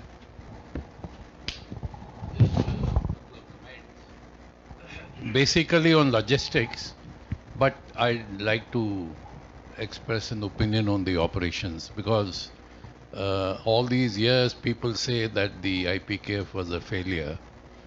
From the military point of view, I'd like to defend that. I have experience of serving in Nagaland, in Punjab. I commanded a brigade during insurgency, and Gurkhaland, not very long-lived, but still. A situation of insurgency, because once the talks failed and the military option was exercised, the LTT merged with the population, whose support they had. Now that situation cannot be solved in a quick time. These insurgencies take years and years. But where does the credit lie? The credit lies in the IPKF from overground LTT present in Jaffna and all the towns and all that, drove them out into the jungles of Vavonia, the primary jungles of Vavonia. That was a success. The other thing is that for maybe years, the railway line never ran to Jaffna. The examinations were never held in schools. Hospitals didn't function. Water supply didn't function. All that functioned within 6 months to 1 year of the IPKF coming to Jaffna. We used to even transport cash for the banks. So near normalcy was established. The LTT had the capacity to mount odd raids here and there, but they were primarily confined to the jungles. So that was the operation, my view. But I'll quickly cover logistics. I was handling logistics from 87 to 31st March. In fact, my story is very different. I was sitting north of Nathula in a particularly heavy snow season, and I was given 24 hours to report. I met General at Pune, and he briefed me on the operational situation, because I was intended to take over the operations. But when I reached Chennai, I was told, no, you handle logistics, forget operations. Logistics was in a mess. We had no idea what the ports were. There was a pontoon stuck at Jaffna. There were 5 brigades in Jaffna with no supply line. Anyway, the broader point is that the Indian Army's overseas operations had been Second World War, when the British Navy did the logistics. So by the time we come to 87, all organizations had been considered superfluous and they had been disbanded, etc., etc. But the point I'm making is that we were not prepared for any overseas intervention. At least logistically we were not. Operationally also. Similarly, just one small point. A statement made that somebody in the army headquarters told Mr. Datta that we are ready for de-induction. In mid-89, there were newspaper reports that IPKF is pulling out, not pulling out. So I asked the general, I said, sir, any orders? There were no orders. And I was the one who had to do the job. So he directed me to Army Headquarters Logistics. I said, any plans? No plans, no orders. I said, let's go to the operations. We went to the man who was handling Operation Sri Lanka. He had no plans. So I said, let's at least make a contingency plan. If asked to withdraw, we'll tell them how much time, how much ships they have, etc., etc. Professor Mooney, please. So we'll get to every panelist. I know we don't have time, but just two brief observations. There are so many questions which come to my mind. First observation is, Tino, in all sincerity, I'm very uneasy with the title of the discussion, because IPKF, and I agree with Ambassador Mehrotra, is not intervention. The intervention was May-June, which you referred earlier, and I wish we could focus on that as to why that decision was taken, what were its implications. IPKF was an invited force. It went with the consent of the government, and it worked with the consent of the government. Therefore, if you want to include IPKF as an intervention, and I can tell you, Hardeep Puri, one of the best known persons there working with Dikshit, has also in his chapter written, and I had a big debate with him, and he is so unhappy. Okay, we don't agree on that, but that's incorrect, because if you want to include IPKF, then include JVP also. We went there also at that time. Therefore, please, conceptually, I think the intervention, if you are using the word, you better use the bread bombs. And the secondly, I fully support that IPKF has been analyzed in the context of changed politics in Sri Lanka and changed politics in India. Therefore, no objective and fair assessment of the IPKF's delivery has actually been made. And this is where I agree that IPKF delivered on what it was sent to. Not only in bottling up the LTT into the Vani jungle, but also in setting a government which was a civilian headed by the Tamil, both for and bringing about the constitutional amendment in Sri Lanka under whatever pressures what it was. But the fact remained that they accepted the constitutional amendment, and today they are embarrassed themselves for not implementing it. There are. Thank you, Professor. Okay, so we'll finish this off now by going to all the panelists. I think the three main maybe interlocutors can share their responses. General Kalka, I think most of the questions went to you. Most of the questions were there. Firstly, let me put the context right, because a lot of questions have been asked due to a certain ignorance which I wasn't allowed to clarify initially. The task given was not to disarm the LTTE, because I pointed this out to my government that this is a never-ending task. You disarm him today, tomorrow he gets another weapon. So that is why I in the initial stages only clarified the task was to create a security environment in which elections could be held so that elected Tamil government could get into place in the north and eastern province, because that was a prerequisite for a constitutional dispensation to be given to the Tamils. So all those who asked this question of the IPKF could not do the fall. Let me now give you facts, because perceptions can vary, views can vary, opinions can vary, but there cannot be two facts. Fact one, the Chief Minister of the Northeastern Province after an election was sworn in on the 10th of December 1988. On the 10th afternoon, I signaled Delhi. The wordings, I still have a copy of that. Mission accomplished. Await further orders. And gentlemen, the hilarious part is that 2 days later, order came. They continue to support the provincial government to grow firm roots. So I sent back a signal in humor saying, I am not an agriculturist. Now this is a fact of life. So I would from there draw a lesson which I must say. Sir, but very seriously, Hold Perumal would not have been able to survive a day longer without the Indian military forces on the ground. Is that right? Pardon? Perumal would not have been able to sustain his government 24 hours with the Indian government. I am coming to that lesson, if you will let me just finish this. Most conflicts have a political dynamics and ultimately require a political resolution. Only the government of a country can give a political dispensation to its citizens. and not an outside power. Therefore, before involving in such conflicts, the intervening country must ensure that it is guaranteed by the host government. If the host government reneges, the only alternative is what the Americans have learnt hard way: regime change. Therefore, the whole Indo-Sri Lanka Accord, so painstakingly worked out, was flawed from the very beginning. This we call in our language a cardinal sin. You cannot go guaranteeing someone something which you have no power to do.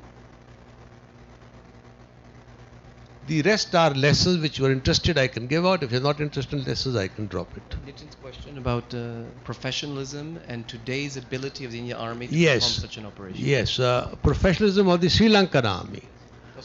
Gentlemen, the Sri Lankan Army, from a very fine fighting force, changed into a force where for the first time I heard you make a man, promote him a field marshal because he's killed so many of its own citizens. Now the United Nations High Commission on Human Rights, is it? It's meeting on the 20th of January, am I right? And though Sri Lankan government under Mr. Rajapaksa that time had agreed to have this, but now I do not know what the next stance will be. This morning's news I have from Sri Lanka is that Mr.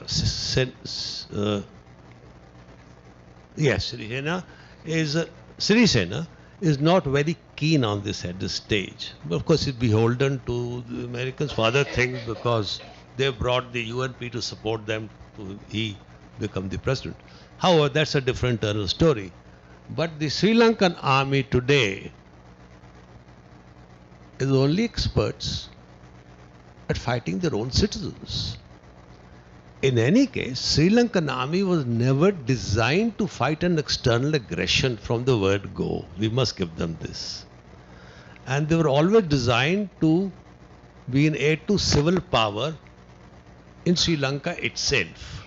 That was their training, and like an ultimate instrument of national sovereignty. So they are back to that now. Does that answer your question, or you want further? Then please share lessons learned, sir. One or two if you want to share Yes. something. My old chief of staff is here, Lieutenant Kapoor. If I miss something, you can answer it. Yeah. Anything you want to add, sir? Or Sure. lessons learned, you had said you wanted to share something.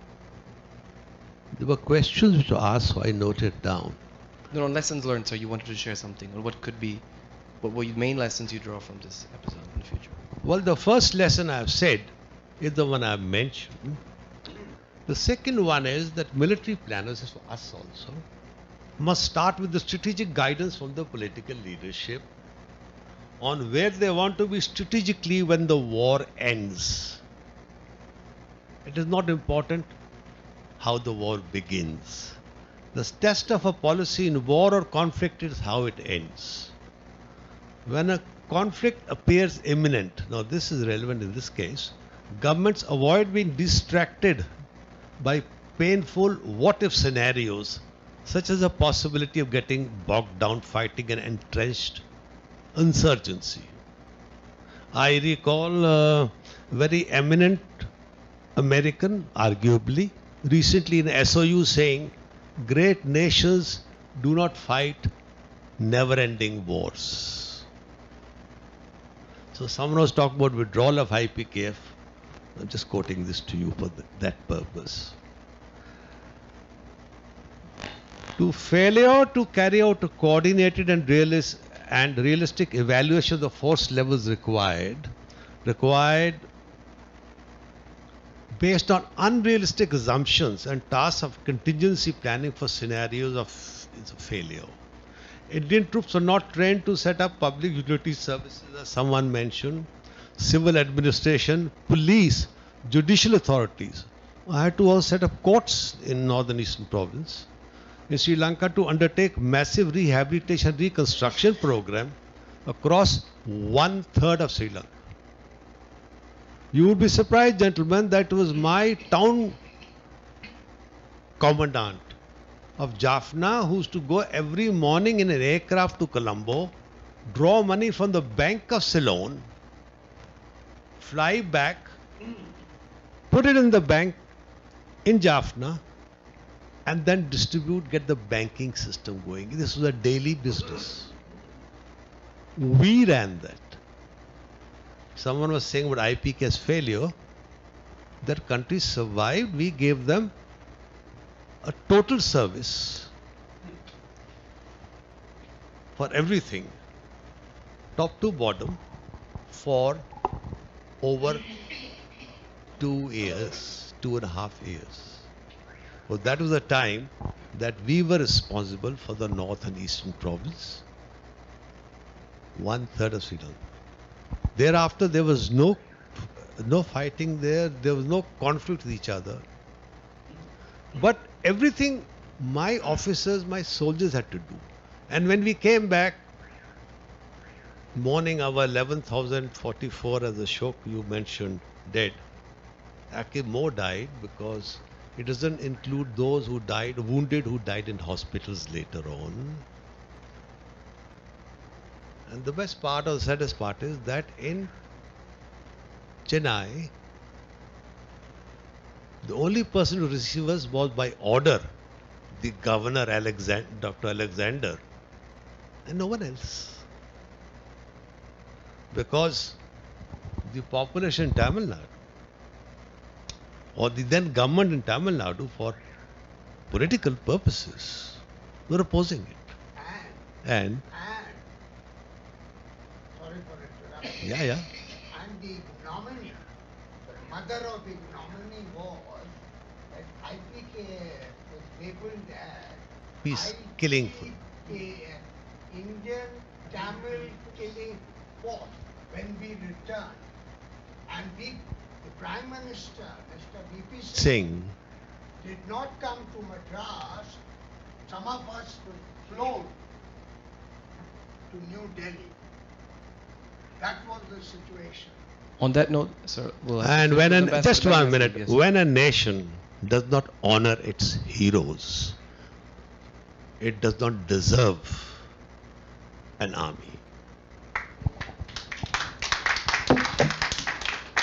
The balance being 1,155 fallen, of which 55 officers and 2,854 wounded, and many more. Yeah, wounded. Yeah. On that note, I think on the intelligence and the regional angle, we've got pretty much covered. But some of the questions went to you, Mr. Mitra, and Ambassador Menon has to leave very soon. If you could just give a closing word, and I'll just quote from your, from actually Thomas Abraham's former High Commissioner. Thomas Abraham was there before in the early 80s. He says in 1990, March 24, the last contingent of the IPKF leaves Trincomalee, reaches Chennai the next day, where the local chief minister, T.N. Karunanidhi, refuses to welcome him. And he says this, quote, Thomas Abraham, a calculated insult to a forgotten and orphaned army. How was that moment, sir, for you as you left? And if you had anything you want to add on a few minutes before we close.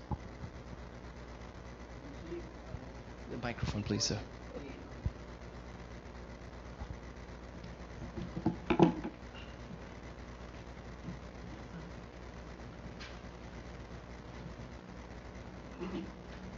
Let no one have any doubt in one's mind, particularly in India, that IPKF was a failed force. As a matter of fact, in one of my meetings, a stormy meeting with President Premadasa, when he said that I will carry out my ultimatum, I will ask my forces within another 3 hours and a half to come out of the barracks and start shooting at the IPKF. I told him, Mr. President, that you are Mr. President you are President of this great country, not entirely because you have the Sinhala support. And the elections in your country from north to south and east to west were peaceful with a 90% participation because of IPKF's peacemaking in North and East. I also told him that without that peaceful vote in the North and the East, you would not have made the difference that was necessary for you to win against the SLRF candidate. The president came down.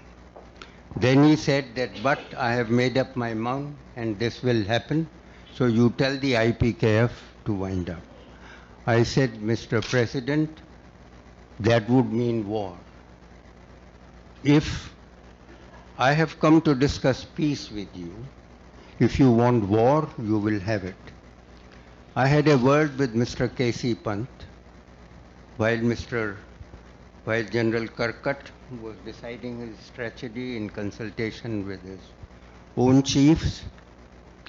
I had a talk with Mr. K.C. Pant and he told me, give me a 30-minute notice, we are all set.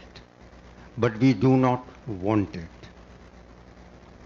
That was the situation, the delicate situation that we were all facing. And when I stated this, Ranjan Vijayaratne, the entire cabinet was there in that meeting, 28th of July 1989. Ranjan said, let us go out of the room for 10 minutes. I gave up the whole thing to give and the entire picture to General Kalkat. And we went out and he went and talked to his president. I told Ranjan, are you ready for war? Tell me, are you ready for war? He said, neither in the day nor night can we have a war with India. It is not possible, it is not thinkable. I said, go and talk to your president. When we entered the room again, then the president had toned down considerably and he asked me, do you have a plan of action? I had discussed a plan of action with Jayawardene. He had passed it on to Ranjan Vijayaratne. Ranjan Vijayaratne had shared it with the president. And the president knew what I was going to say, but I posed as though he knew nothing. And I gave him 3 points in writing and a paragraph for an agreement that was signed on 28th July. He made some changes and I rang back Ronan saying that I want to talk to the Prime Minister himself. The President said, you talk to the Prime Minister from my back room. I said, my foreign service training warrants that I must not in your presence in nearby.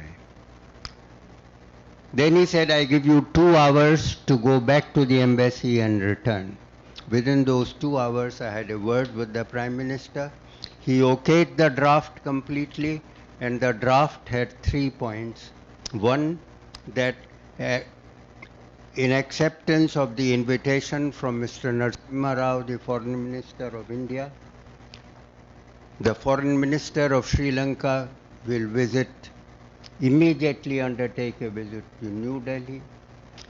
2, that de-induction process would start soon after the visit, which had already been discussed and approved. And 3, that all the issues between the 2 countries will be resolved through negotiations. I am meaning thereby no ultimatums and threats. It was, I had covered in these 3 points almost every part of the situation.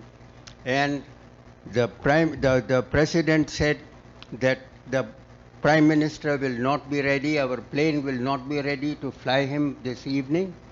And if he has to fly out, he will fly out. I rang up the chief of our air station, nearest from where the operations were being guided and commanded and so on. And the instructions were that a plane is immediately flying out to fly out Mr. Ranjan to Delhi. And that is how it happened. They did not travel by that plane. They traveled next morning, and then everything went off like that. So let no one be in doubt that IPKF not completed his role, but they had a very difficult time. They were facing the LTTE, which they were not supposed to. They had to kill Tamils, which they never wanted to. A situation was forced on them, and these people were being armed night and day from foreigners, from Singapore, from London, and all over, and they were called upon to face that situation without any support either from the citizenry of Sri Lanka, except the northeast, or the leadership. The president was against the IPKF. The UPA, the party to which he belonged, had people like Gamini and Atulat Mudali who were telling me personally, "Arey bhai, is president ko hata dijiye." Ji. No, UNP, I'm sorry. UNP, I made a mistake. The UNP. But they had no force. In the cabinet meetings, they did not intervene. They did not go contrary to the wishes of the president, and this is very normal in Sri Lanka. Thank you, Ambassador. Ambassador Menon had to leave. So this is the story of what the thing was. But by the time the IPKF withdrew, the president, at my suggestion, had written a letter to Mr. V.P. Singh praising the role of the IPKF, telling him the sacrifices that they had made, making the point that they were only defending the unity and territorial integrity of Sri Lanka, and I remain very grateful to them. And he had told me in advance that a day will come when I will shower praise on the IPKF, but not now until they leave. And then the three service chiefs and the guard of honor was given, and Ranjan Vijayaratne made a very good statement on the departure of Magyar, and I, of course, praised the IPKF in the most hoary and poetic words that I could, and everybody was agog with what the IPKF had. Thank you, sir. And within 2 months of that last ship leaving Trincomalee, the LTTE performed its first terrorist strike, killing the government forces. It took just 2 months for those strange bedfellows, as they were called, Brimadas and the LTTE, to part ways again. Ambassador Menon had to leave, unfortunately. He sends his excuses. He had a commitment, he had to leave. Thank you. One last thing I want to ask each of you, if you are comfortable with it. There are young people listening to us. There will be many young people listening to this video. If you were speaking to a General Kalkat, or let's say a Captain Kalkat now in his 30s, a young IFS diplomat who's now in his 30s, a young intelligence officer who now is in his 30s serving the Indian government, what piece of advice in 1 minute would you give these young people in dealing with the complexity of your issue? Is there anything you would like to share? If you were advising now the young people who are listening to us, on what would you make different when it comes to interventionism in the region, involvement in the region, any specific recommendation you would have? Any advice you would give a young person? You didn't include me in your list. I've got a short one for you. Please. Good one. Changing the society and political system of another country is an excruciatingly difficult enterprise, far more likely to fail than to succeed. So that before you take the first step down that path, try to figure out what you're going to do when, not if, you get surprised. Mr. Mitra? My advice to the young people is think twice before intervening, if the word is correct, intervention. So you can speak, have a dialogue, act do not act in haste. This is the overall impression that I have gained from my experience, and it is still valid and it will remain true. Thank you, sir. I think it's very timely given that 1 year ago we had people discussing and recommending very openly in Indian military intervention in the Maldives and primetime TV shouting for it. General Kalkat, anything for a young military officer today serving the Indian Armed Forces?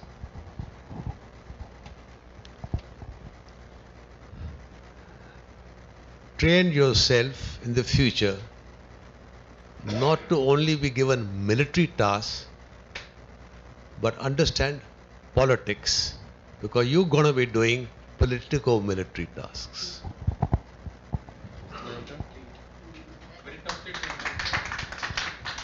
I would say that